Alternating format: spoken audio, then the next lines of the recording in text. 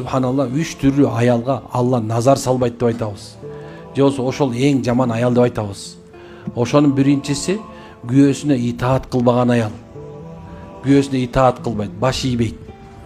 Баш ийбөө жагына кандай десе, барба деген жагына барат. Кылба деген десесин кылат. Мындай айтканда өзүнчө черный каста, золотой каста деп, о подружкаларым менен тияка бияка деп субханалла каалаган убагында төркүнүнө кетип, каалаган убакытта ойду тоодо жүрүп субханалла баландайын аялы, баландайын айгырдай деп субхан бар го. Ошондой субхан өзүн менен өтүгүн төргелип жүрсө, ошол субханалла аял эң жаман аял. Анан күйөөсү нааразы болсо, нааразылык өтөт. Экинчиси күйөөсүнүн субхан тапкан ташыган нерсесин улук сааты жок коротуп аткан болсо. Üçüncüsü olsa subhanallah güyösünün bir tuğandарын güyösünden bölüp atkан bolsa.